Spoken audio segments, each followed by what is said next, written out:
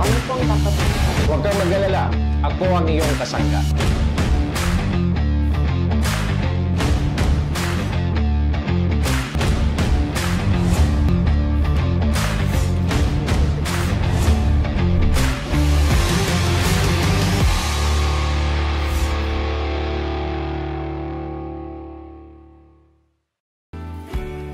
Isang magandang hapon sa inyo mga kasangga. Magandang hapon sa iyo, Attorney Jill Bongalon. Magandang hapon sa iyo, Remy, at sa ating pong mga kasangga. Ako po si Attorney Jill Bongalon, ang inyong lingkod na maghahatid sa inyo ng libreng serbisyong legal. Live din tayong napapanood sa ating official Facebook account sa Tabang Ora mismo at Action Code Digital, at napapanood din tayo sa Congress TV tuwing Sabado at Linggo, 1:00 hanggang 2:00 ng hapon. Sa Congress TV Digital Channel 13.2 sa Mega Manila, Channel 17.2 naman sa Albay at Camarines Sur, Channel 10 sa Masbate, at sa mga gumagamit ng digital box ay iskan nyo lang at hanapin ang Congress TV. At sa hapong ito mga kasangga, isang ama ang dumulog sa ating tanggapan upang humingi ng legal na payo dahil ang hinaing ni Baltasar Loreto, kinukuha na raw kasi sa kanya ng kanyang misis ang kustodiya ng kanilang 2 anak. Ang kanya namang depensa, si misis daw ay nakipaghiwalay at sumama sa ibang lalaki. Ang kanyang panawagan, panoorin po natin ito. Ayon sa Family Code of the Philippines, ang parental authority ay karaniwang magkasamang ginagampanan ng mag-asawa. Ayon sa Article 230 ng Family Code, kapag nagpa siyang maghiwalay ang mag-asawa, ang kanilang anak na may edad 7 taong gulang po ba ay otomatikong mapupunta sa kanilang ina. Pero ang tanong, paano naman kung ang ina mismo ang naging dahilan ng hiwalayan ng mag-asawa? Paano kung siya ay ng lalaki? May karapatan ba ang isang ama na kunin ang kustodiya ng kanyang anak na may edad 7 taong gulang po ba? Katulad na lamang ng idinulog sa ating problema ni Baltasar Loreto, kung saan nais niyang makuha ng legal ang kustodiya ng 2 anak sa kanyang asawa dahil may lalaki ito. Tagal ko na po yan, sir, nahuhuli sa chat po. Mga 1 year na yan. Yung chat, mali na talaga. Ako ng 2 sa cellphone, palayasin na daw ako, sabi ng lalaki, para makabelo na sila. Kaya doon, inano ko na sinira ko yung cellphone ng asawa ko. Wala akong ginawa sa kanya, puro lang ako doon. Sa anak. Wala talaga, sir. Siya talaga, sir, ang may ginagawang masama. Hanggang noong August 13 po, nasundan ko na po siya talaga. Inatid ko siya doon sa munisipyo kasi doon niya nagtatrabaho sa munisipyo po. Hinintay kong pumasok po, sir, sa loob ng opisina. Pumasok din po siya. Yun, lumabas siya ng opisina. Naglakad po siyang palabas papuntang tricycle po. Sumakay siya ng tricycle, nagpatid po siya sa terminal ng jeep. Sumakay siya sa jeep, papuntang doon, Papaulba, Ligaw po. Doon ko na siya nasundan po, sir. Na bumaba, pumasok doon sa bahay ng lalaki po. Pumasok po ako, sinundan ko siya, hinarang po ako nung lalaki. Sabi niya sa akin, trespassing daw ako. Hinila ako palabas, doon po ako humingi ng tulong po sa barangay. Yun, nung pagbaba namin, sabi daw wala na daw doon yung asawa ko. Nakalabas na po. Kinita namin yung CCTV. Yun, nang na-review, nandun pala sa loob yung asawa ko. Lumabas siya, sumakay siya sa motor ng lalaki. Ang habol ko na lang, sir, mga anak ko. Kasi harap-harapan niya na, sir, ginagawa sa amin. Parang ang lakas pa ng loob. Attorney Jill po, sana po matulungan niyo po ako sa problema ko. Sana po makulong yung 2 yon at makuha ko po yung anak ko. Attorney Jill, ano po ang dapat na gagawin ni Baltasar para makuha niya ang kustodiya ng kanyang 2 anak? Maaari ba siyang magsampa ng kaso laban sa kanyang asawa? At kasama natin ngayong hapon si Baltasar. Magandang hapon sa iyo, Tatay Baltasar. Magandang hapon naman po sa iyo, ma'am. Attorney, magandang hapon po. Apo. Tatay Baltasar, ano po itong reklamong inilapit niyo po sa amin ngayon? Maaari niyo po bang maikwento sa amin? Yun po, yung asawa ko po, matagal ko na po yung sinusubaybayan. Pero po, di lang ako makareklamo kasi po wala akong matibay na ebidensya. Nung August 13 po, yun po, nasundan ko po yung asawa ko na pumunta doon mismo sa bahay ng lalaki po. So ibig mong sabihin, bago ka nagdesisyon na makipag-iwalay, meron ka ng pagdududa dito kay misis na merong ibang lalaki? Matagal na po, mag-1 taon na yan. Ginagawa niya. So sa loob ng 1 taon, nagtiis ka dahil Kasi naghahanap ka ng konkretong ebidensya? Puro chat lang po na nakikita ko sa kanila. Chat-chat lang. Walang matibay talaga. Nung nakabasa ka ng chat nila, ano yung ginawa mo, Baltasar? Yun po, nagalit. Pero palusot po yung asawa ko. So, kinonfront mo siya, pinagsabihan, pero si Mrs. dinideny. Dinideny pa rin po. Ito bang basis mo, siya yung nakipag-iwalay sa'yo or ikaw mismo? Di naman po kami naghiwalay talaga. Wala kaming pinirman sa barangay na naghiwalay kami. Parang nasabi ko lang yun kasi naaktuhan ko po siya na parang ayaw ko na, ganun po. So, ibig sabihin ngayon nagsasama kayo? Hindi na po. Nung time po, ako ang binarangay niya po doon sa amin kasi naaktuhan ko siya. Siya naman po ang gumawa ng hakbang para maibarangay po ako. Defense mechanism ni Mrs. na para maibaling sa'yo yung kasalanan, siya yung unang nagpabarangay.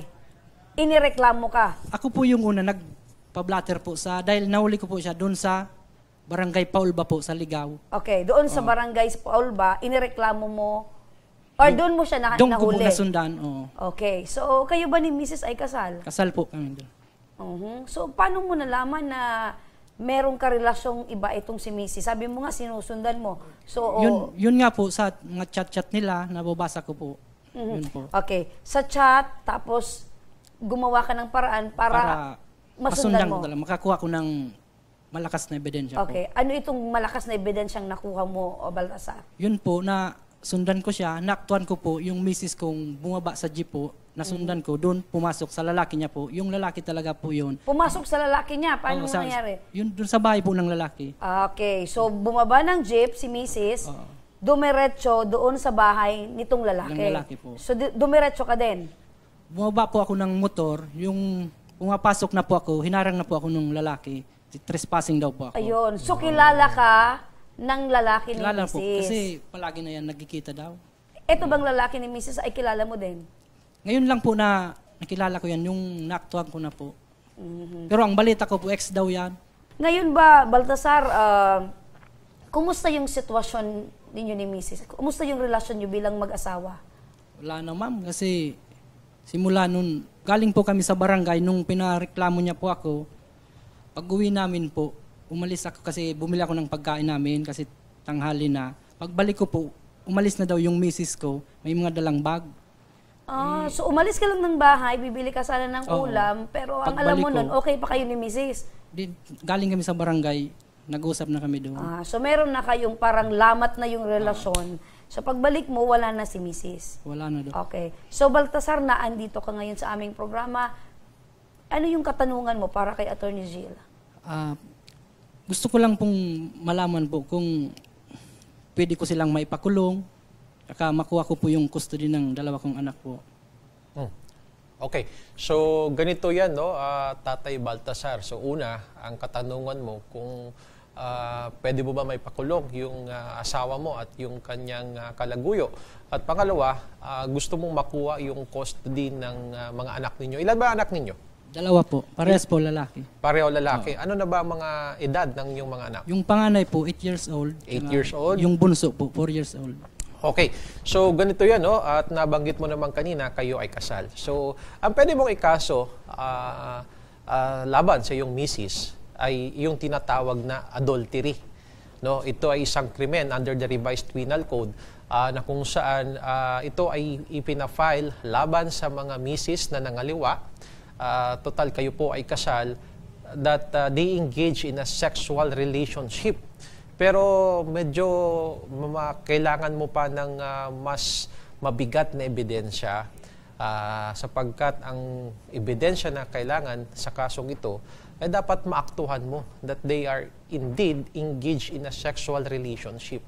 Yung mga nabanggit mo kanina, mga circumstantial evidence yon na yung misis mo bumaba ng jeep, yun pala pumunta doon sa bahay ng kalaguyo niya, yun, makakatulong din yun sa kaso. Pero mas mainam siguro na talagang makakuhanap ka pa, makakalap ka pa ng ebidensya na sila talaga ay nagtatalik despite the fact na alam ng asawa mo na kayo ay kasal at alam din ng kanyang kalaguyo na kayo ay kasal.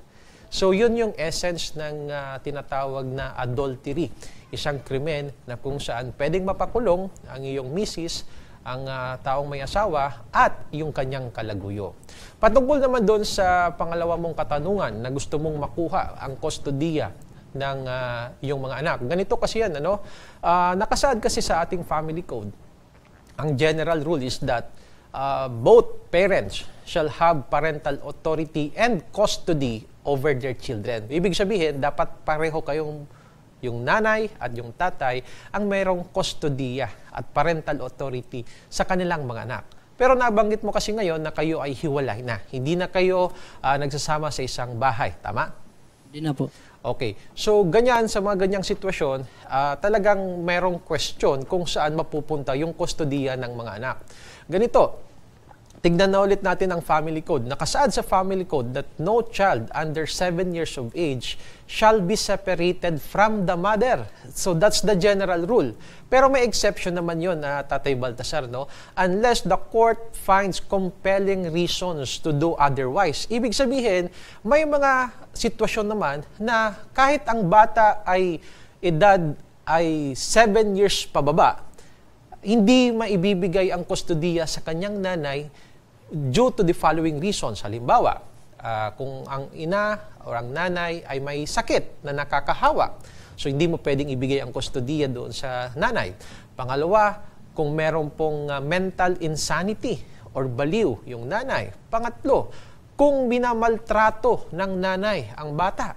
Pang-apat, kung ang isang nanay ay isang drug addict at habitual drunkard, ibig sabihin madalas uminom. Pang-lima, kung ang isang nanay ay engaged into a prostitution, no? At pang-pito, isa pa diyan, kung ang kanyang nanay ay nakikipagrelasyon sa hindi niya asawa or in an adulterous relationship. At ang pang-walo, kung ang isang nanay ay nagsiserve ng sentence sa kulungan. So definitely, hindi talaga mabibigay sa kanya ang kustodiya. So doon tayo sa pang-pito, no? Kung ang isang nanay ay engaged into an adulterous relationship. Ibig sabihin, may malakas kang basihan o batayan na makuha ang kustodiya doon sa isa mong anak na ang edad ay 4 na taong gulang lamang. Opo. Attorney Jill, doon po, Attorney Jill, sa nababanggit mo na dapat maaktuhan. Isang malaking ebidensya na dapat maaktuhan. Halimbawa, hindi niya naaktuhan, Attorney Jill, pero napatunayan niya na itong asawa niya at itong kabit are living in one roof. Yun ba, Attorney Jill, ay pasok din bilang malaking ebidensya na itong asawa niya ay talagang nakikipagtalik, nakikipagrelasyon sa ibang lalaki?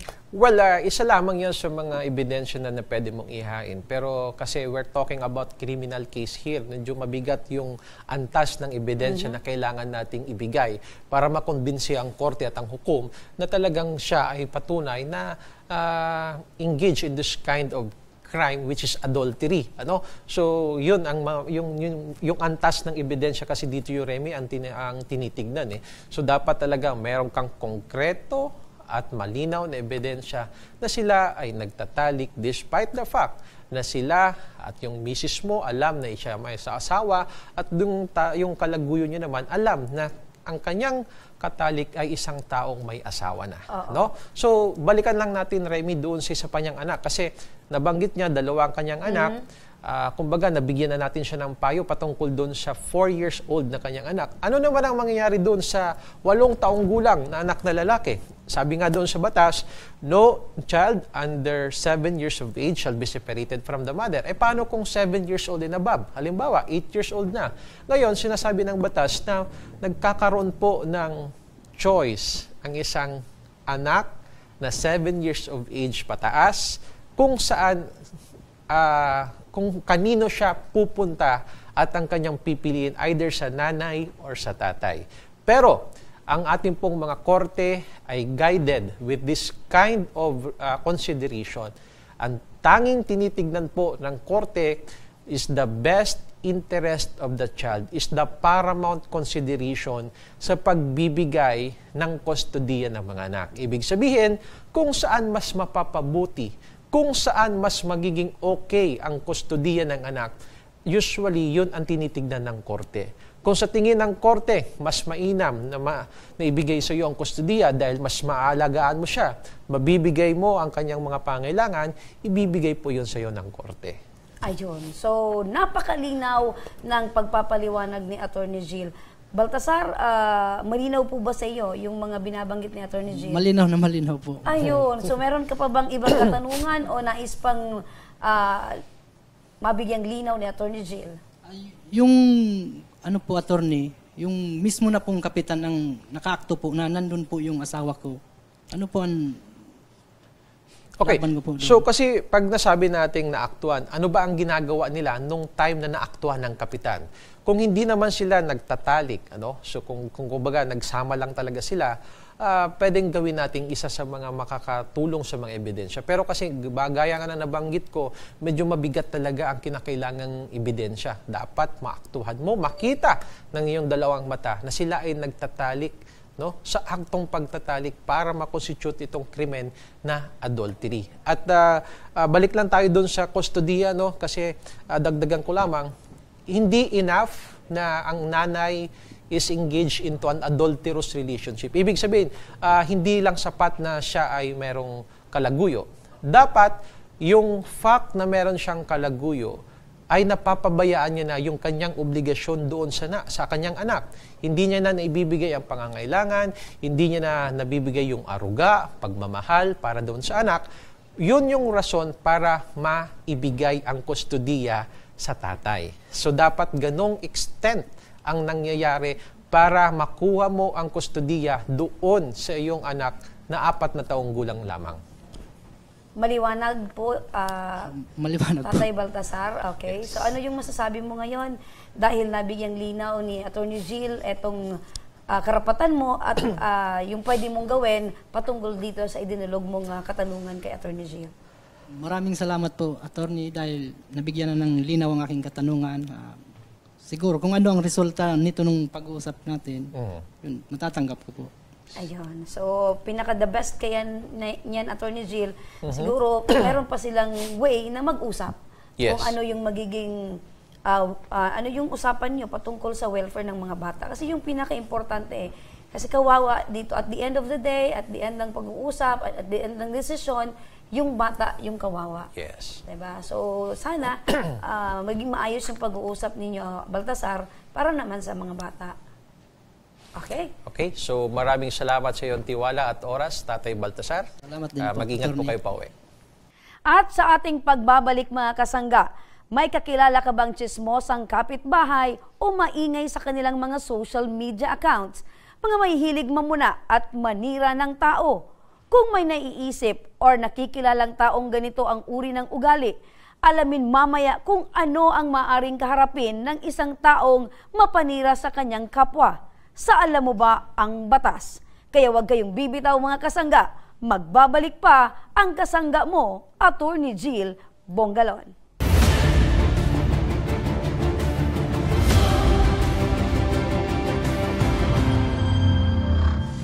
Marahin aldaw sa Indo Gabos. Ang aldaw na ini ay para sa Indo, para sa tuyang mga kababayang Bicolano na nangangaipuhan kan kalinga, asin manlain-lain na medikal na serbisyo.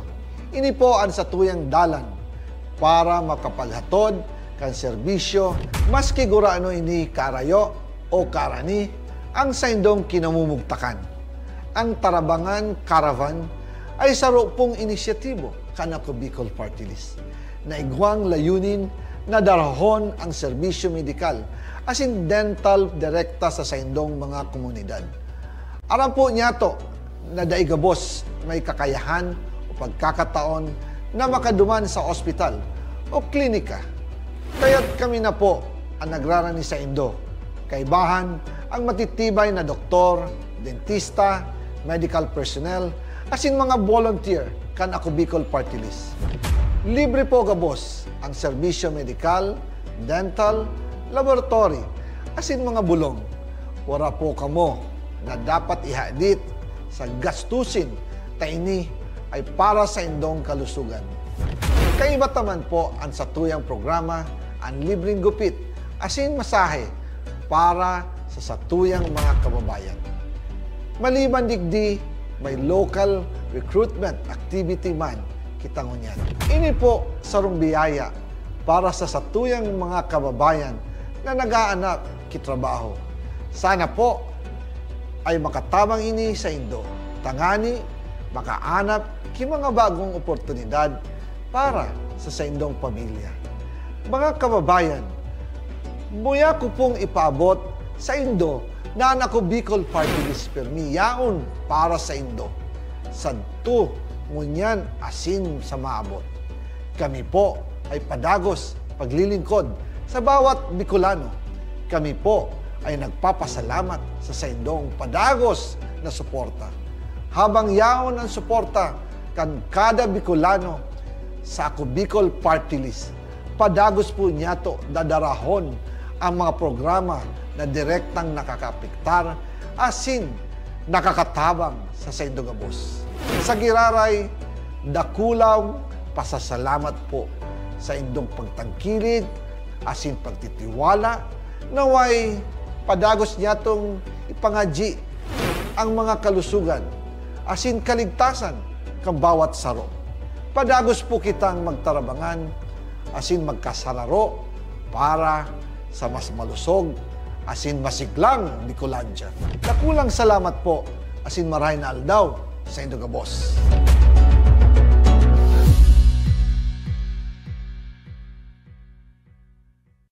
Daan-daan na po ang mga nakapagtapos at may mga kanya-kanya ng propesyon. Sa kanilang pagpupunyagi, walang masidlan ang kanilang mga ngiti. Yun at sa Gabos, nagpapasalamat po ako sa AKB. Gusto ko lang po magpasalamat sa Ako Bicol sa opportunity na tigtatao po arag po sa kuya na estudyante. Dahil naandyan lang, katuwang lagi, Ako Bicol, katabang na, kasurog pa. Hindi rin nagpahuli sa pagtugon sa mga pangailangan ng ating mga healthcare workers at mga frontliners. Sa simula pa lang nitong pandemya, hanggang sa ngayon, walang humpayang pagtulong. Ay, nagpapasalamat po ako sa pagtaon ng tabang hali sa Ako Bicol Party List. Salamat kong dakula sa duwang congressman. Kayo nakakatabang sa miya sa gabi. Maaasahan, Ako Bicol, katabang na, kasurog pa. Tucked away in the province of Albay, known for its perfectly shaped Mayon volcano, Misibis Bay Resort, a locally owned 5-hectare private island resort. The resort is ready for all those looking to balance tranquility and adventure. This tropical destination is where guests can either choose to relax under the palm trees or have an adventure under the sun. It features modern and luxurious rooms and villas, recreational facilities, and sophisticated services.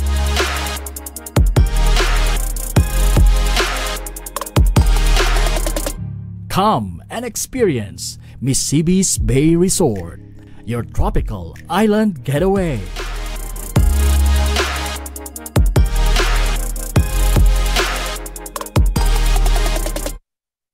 Problema sa tubig, agarang binigyang solusyon. Nagpatayo ng mga solar-powered water supply system sa mga liblib na lugar. Libre, malinis at maaasahang supply ng tubig 24/7. Dakulaon ng pagpapasalamat niya mo. Dahil may ikamalilingan habang kami nabubuhay. Dakulaon nining tabang para sa Gabos na tao digdi. Salamat po. Para sa ating mga kababayang nasa laylayan, Ako Bicol, katabang na, kasurog pa. Libo-libo na ang mga nabigyan ng tulong medikal. Bata, matanda, kahit sino man, lahat ng mga may karamdaman, may maaasahan. Nagpapasalamat sa Ako Bicol Party List. Hindi po namin makakalimutan ang tulong na dinala ninyo dito sa aming bayan. Maraming salamat po. Dahil iisa lang ang tunay na nagmamalasakit. Ako Bicol, katabang na, kasurog pa.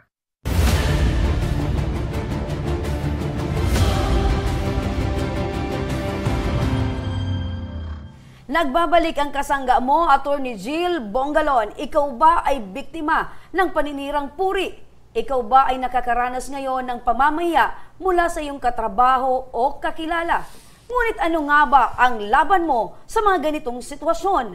Sabay-sabay nating alamin sa report ni Felix Opiniano.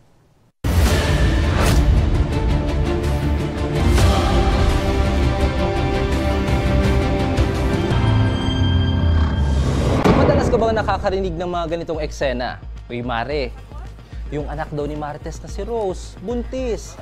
Naku, ang aga kasing lumande. Okay naman ganito. Sus, alam mo kung hindi naman niya nakapangasawa si Marisol ng foreigner, siguro magnanakaw yan. Pamilya pa naman sila ng magnanakaw. Oops, bawal yan.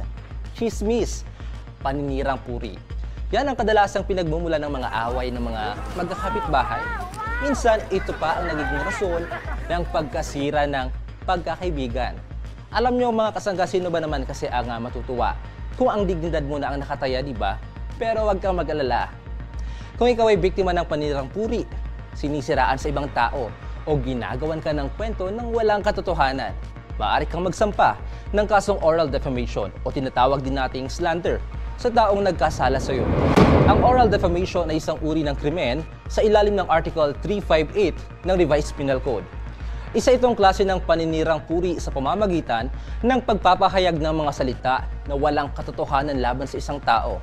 Ang oral defamation ay mayroong dalawang uri, ang grave oral defamation at simple oral defamation. Alinsunod sa Republic Act No. 10951, isang batas na nag-aayo sa halaga ng ari-arian at pinsala na nagiging batayan ng parusa at mga multang ipinapataw sa ilalim ng Revised Penal Code, ang sinumang individual na nakatula ng simple oral defamation ay maaaring pagmultahin ng hindi lalampas sa 20,000 pesos at maaaring makulong ng 1 araw hanggang 30 araw. Samantala, kung ang nasasakdal naman ay napatunayang guilty sa kasong grave oral defamation, maaari siyang makulong ng 4 na buwan at 1 araw hanggang 2 taon at 4 na buwan. Ano? Chichismis ka pa ba? Kaya paalala kasangga, hindi mo kailangan ng maraming pera para maging isang mabuting tao. Basta marunong ka lang makipagkapwa-tao, sapat na yun. Ako si Felix Opiniano. Dapat, alam mo ang batas.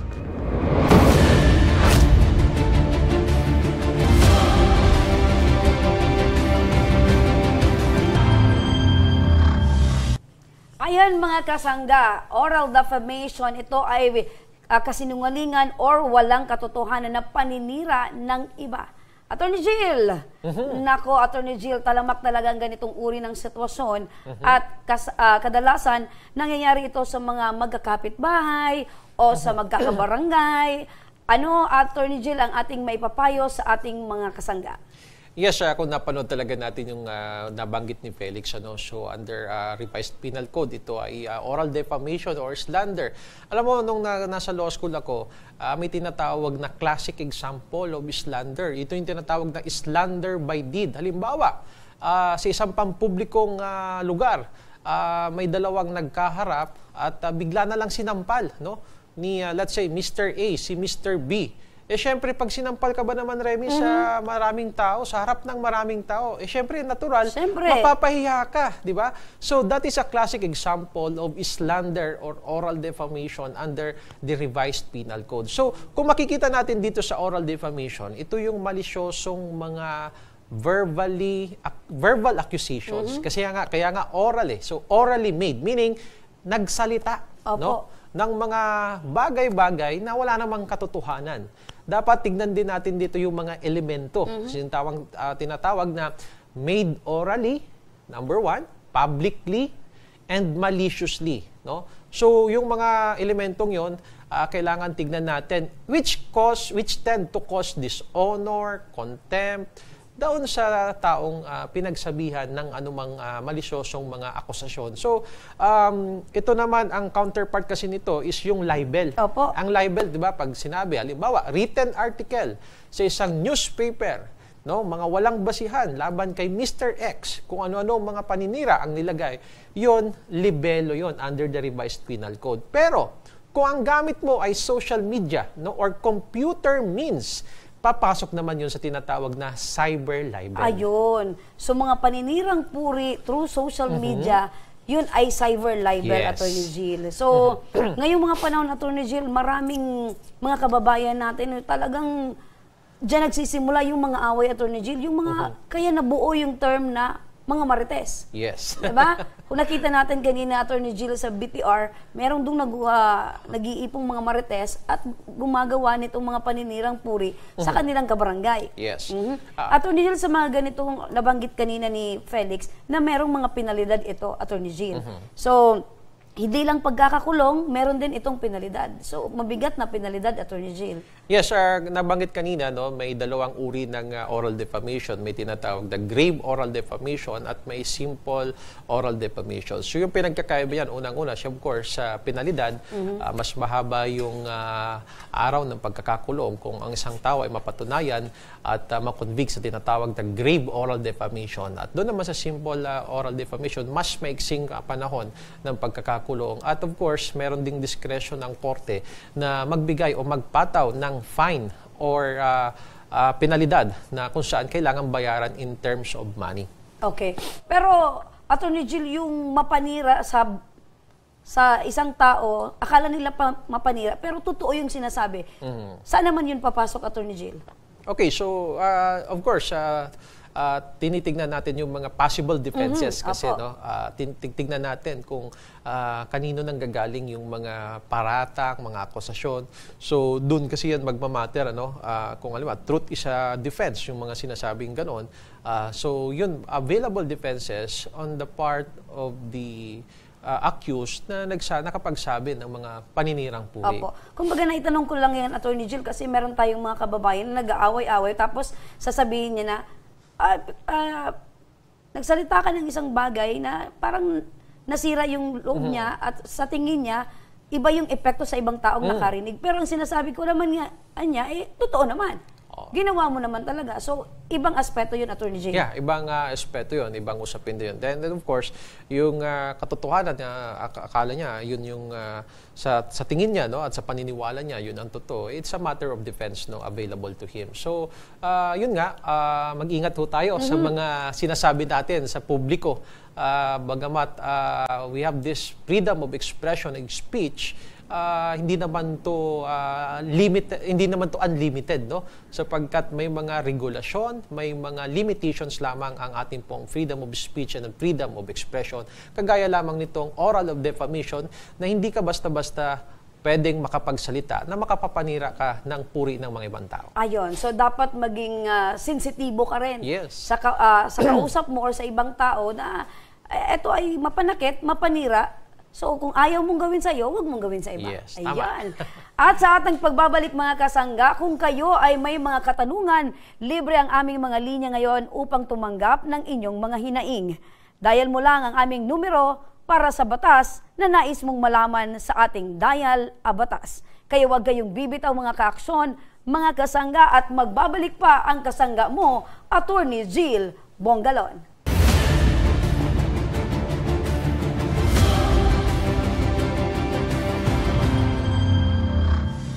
Marahin aldaw sa Indo Gabos. Ang aldaw na ini ay para sa Indo, para sa tuyang mga kababayang Bicolano na nangangaipuhan kan kalinga, asin manlain-lain na medikal na serbisyo. Ini po ang sa tuyang dalan para makapaghatod kan serbisyo maski guraano ini karayo o karani ang sa indong kinamumugtakan. Ang Tarabangan Caravan ay sarupong inisyatibo kanako Bicol Party List na igwang layunin na darahon ang serbisyo medikal asin dental direkta sa saindong mga komunidad. Aram po niya to na daigabos may kakayahan o pagkakataon na makaduman sa ospital o klinika. Kaya't kami na po ang nagrarani sa Indo. Kaibahan ang matitibay na doktor, dentista, medical personnel, asin mga volunteer kan ako Bicol Party List. Libre po gabos ang serbisyo medikal, dental, laboratory, asin mga bulong. Wala po kamo na dapat ihadit sa gastusin ta ini ay para sa indong kalusugan. Kaiba taman po ang satuyang programa ang libreng gupit asin masahe para sa satuyang mga kababayan. Maliban digdi, may local recruitment activity man kita ngunyan. Ini po sarong biyaya para sa satuyang mga kababayan na nag-aanap kitrabaho. Sana po ay makatabang ini sa Indo. Tangani, makaanap ki mga bagong oportunidad para sa indong pamilya. Mga kababayan, buya ko pong ipaabot sa Indo na ako Bicol Party List permi yaon para sa Indo. Sadto ngunyan asin sa maabot. Kami po ay padagos paglilingkod sa bawat Bicolano. Kami po ay nagpapasalamat sa Indong padagos na suporta. Habang yaon ang suporta kan kada Bicolano sa ako Bicol Party List, padagos po niya to dadarahon ang mga programa na direktang nakakapiktar asin nakakatabang sa Saindo Gabos. Sa giraray, dakulang pasasalamat po sa indong pagtangkilig asin pagtitiwala naway padagos niya tong ipangadji ang mga kalusugan asin kaligtasan kang bawat saro. Padagos po kitang magtarabangan asin magkasararo para sa mas malusog asin masiglang Bicolandia. Dakulang salamat po asin maray na aldaw sa Saindo Gabos.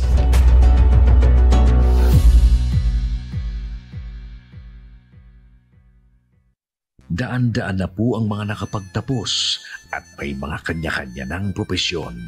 Sa kanilang pagpupunyagi, walang masidlan ang kanilang mga ngiti. Dinat sa Gabos, nagpapasalamat po ako sa AKB. Gusto ko lang po magpasalamat sa Ako Bicol sa opportunity na tigtatao po arag po sa kuya na estudyante. Dahil naandyan lang, katuwang lagi, Ako Bicol, katabang na, kasurug pa. Hindi rin nagpahuli sa pagtugon sa mga pangailangan ng ating mga healthcare workers at mga frontliners.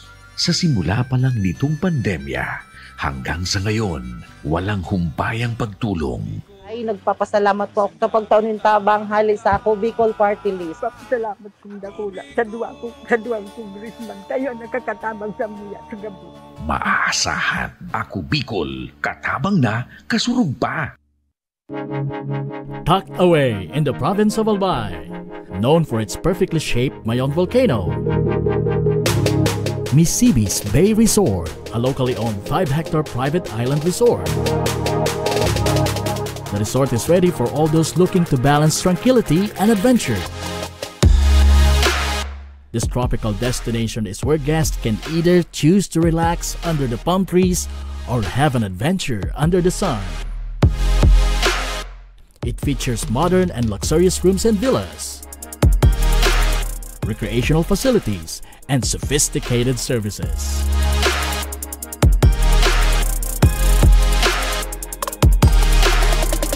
Come and experience Misibis Bay Resort, your tropical island getaway.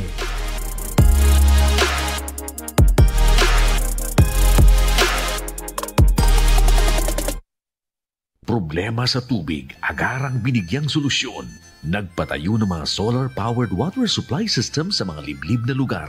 Libre, malinis at maaasahang supply ng tubig 24/7. Dakulaang ng pagpapasalamat niya mo. Dahil may ikamalilingan habang kami nabubuhay. Dakulaang nining tabang para sa gabos na tao digdi.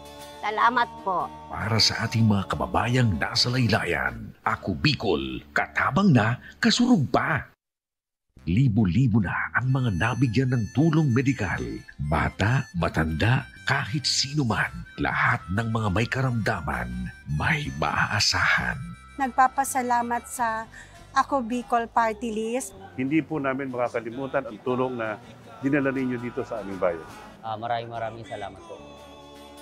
Dahil iisa lang ang tunay na nagmamalasakit. Ako Bicol, katabang na, kasurug pa.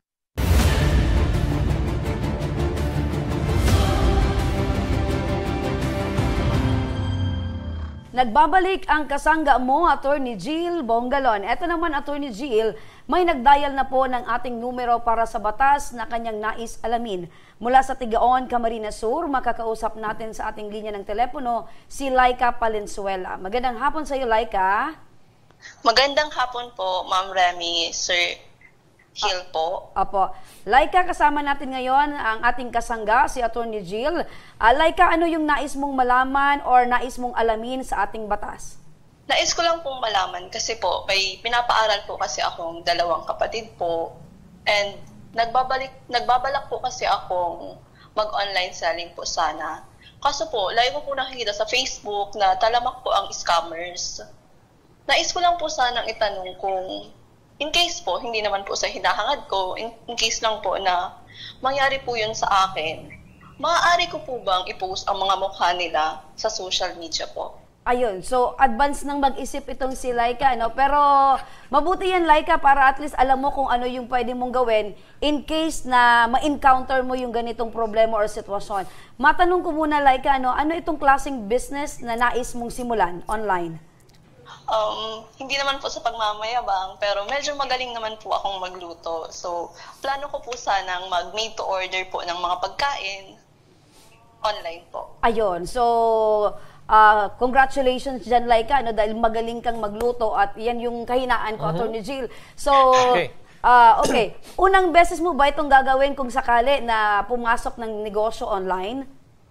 Opo, yun nga lang po. Kaya nga po nagdadalawang isip po ako kasi po, first time ko po sanang gagawin yun. Ayun, so alam mo, sa first time, marami talagang mga katanungan. Pero naandito si Attorney Jill para sagutin yung mga katanungan mo. Attorney Jill, napakinggan mo po itong si Laika. Ano po yung masasabi niyo po, Attorney Jill, para naman maintindihan niya at masagot niya, magkaroon po ng kasagutan yung mga katanungan niya, Attorney Jill. Okay, so Remy, doon tayo sa kanyang katanungan na kung pwede niya daw ba niya i-post yung taong nag-order sa kanya at nang-scam at kung pwede daw ba ito i-post sa social media, no? And of course, siguro ang intention dito ni Laika para malaman ng tao, ng publiko, na itong tao to scammer, no? Kumbaga nag-order sa kanya tapos mamaya ika-cancel o kaya naman ay hindi babayaran yung in-order. So, sa aking opinion, Remy, medyo tricky tong question na to, no? Kasi alam mo,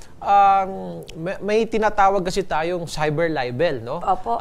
Kung ang isang bagay ipinost mo through computer means, halimbawa sa social media, at ito ay damaging, no, sa isang reputasyon ng isang tao, pwede kasing pumasok to sa cyber libel at malagay pa sa alanganin itong sa Laika. Mas mainam siguro na kumbaga we have to gather enough evidence first na talagang itong taong to ay talagang scammer and at the same time talagang hindi binayaran yung kanyang in-order. Mga ebidensya na talagang kaya niyang mapatunayan na itong taong ito ay nang-scam, no? O niloko siya sa kanyang pag-order dyan sa kanyang online business. So, ang may papayo ko dito, Laika, no? Siguro dalawang isip muna tayo before posting. Parang pwedeng pumasok dito, Attorney Jill, yung think 100 times before posting. Wag nating gawin yung what you think, post it. What's in your mind, post it. Post it. Oo. Kasi baka mamaya, ikaw pa yung makasuhan ng cyber libel ng scammer. Kasi mamaya, pwede kasi maging depensa. Halimbawa, nagkaroon ng problema sa aking, halimbawa, sa GCash. Nagkaberya. Nung panahon na binabayaran ko na sana, nawalan ako ng internet. So, ibig sabihin, hindi nag-proceed yung transaction. So, baka malagay ka pa sa alanganin at maapektuhan pa ang iyong negosyo. Ayun. So, Laika, napakinggan mo si Attorney Jill, napakaliwanag ng kanyang advice at isa rin yun, Attorney Jill, siguro sa mga hindi dapat gawin ng mga katulad ni Laika, ng mga nagdinegosyo na wag gawin yun yung para, Attorney Jill, meron kasi tayong mga ugali na pag tayo ay galit, initial reaction ng taong galit, kung ano yung pumasok sa isip, akala niya tama, yun ang gagawin. Yes, tama so, ka. Tama yung binabanggit niyo, Attorney Jill, na baka bumaliktad yung mundo, na instead siya yung biktima, siya na yung magiging, siya na yung mali. Siya na yung pwedeng ireklamo. So, Laika, meron ka pa bang dagdag na katanungan para kay Attorney Jill? Opo, itatanong ko na rin po sana para po sa karagdagan is kung in case po na magpatuloy po ako sa negosyo pong ito at tumagal-tagal naman po, may mga kailangan po ba akong isubmit na requirements po sa DTI po? Yes, meron, nakadepende yan sa iyo kung ang pag-setup mo na itong online business ay through sole proprietorship, kailangan mo mag-register sa Department of Trade and Industry, no? Or kung may bala ka magtayo ng isang korporasyon, kailangan mo naman iparehistro ito sa Securities and Exchange Commission. Hindi lamang dito sa mga ahensyang ito ang may kailangan kang mga isumitin ng mga dokumento, sapagkat since you will engage into a business, kailangan mo rin magsumite ng mga requirements at mga dokumento sa Bureau of Internal Revenue or BIR, sapagkat kailangan mo rin magbayad ng mga taxes, no, sa BIR. So basically in setting up a business, yun yung mga kailangan mong tignan at pwede mong puntahan ng mga ahensya ng gobyerno, depende sa kung anong kaparaanan kung paano mo isa-set up itong online business, no. Mas mainam na talagang magparehistro ka upang masabi mo na lehitimo ang iyong business or negosyo at nang hindi ka matag na online scammer din na gaya din na nararanasan ng ibang mga nasa online business kasi hindi sila nakarehistro sa ating mga agencies. Ayun. So, isa rin yun. Sabi nga ni Atty. Jill, para hindi ka matag na online scammer dahil meron kayong mga kakompetensya. Malay mo, Laika, lumago itong negosyo mo at in due time, yung kakompetensya mo, gumawa ng paraan para ikaw ay reklamo, anapan ka ng mga luho. At isa dito, pumalya ka sa pag-operate ng iyong business without license. Etong yung mga dokumento na dapat ay meron ka. So, at least Laika, naintindihan mo ngayon yung mga dapat mong gawin sa pagtatayo ng iyong negosyo. At we hope and we pray na itong sisimulan mo na negosyo ay lumago at abutin mo yung pangarap mo na itong negosyo mo ay makatulong sa iyo at sa iyong pamilya. Laika? Okay po, maraming salamat po. Malaking tulong po ito, hindi lang po sa akin, kundi rin po sa mga tao pong nagbabalak din pong mag-online selling. Ayan. So, good luck sa iyong plano na mag-online sell at sana, sabi ko nga, Laika, lumago ang iyong negosyo. Maraming salamat po. Maraming salamat sa iyong tiwala, Laika. Ayan. So, Attorney, isa na namang mga kababayan natin mula sa unang mga pinag-usapan natin dito, yung talagang nabigyan sila ng linaw patungkol kung ano ang ating batas. Yes, kaya nga bago tayo magpaalam, Remy, maganda na magsangguni sila dito sa ating programa at libre lamang po ito, no, na pwede kayong magtanong at sumangguni ng iyong mga pangailangang legal at hayaan po ninyo, gagawin po namin ang aming makakaya at mabigyan po kayo ng libreng payong legal. At yan, Atty. Jill, ilang kababayan muli natin ang ating nabigyan ng libreng serbisyong legal ngayong hapon. Yes, Remy, at hanggang sa Martes, sulit mga kasangga, ito ang programang aalalay sa inyong mga legal na pangangailangan. Ako po ang inyong lingkod, Atty. Jill Bongalon. At ako naman po si Remy Araneta Mindones. Maraming salamat at kami ang inyong kasangga.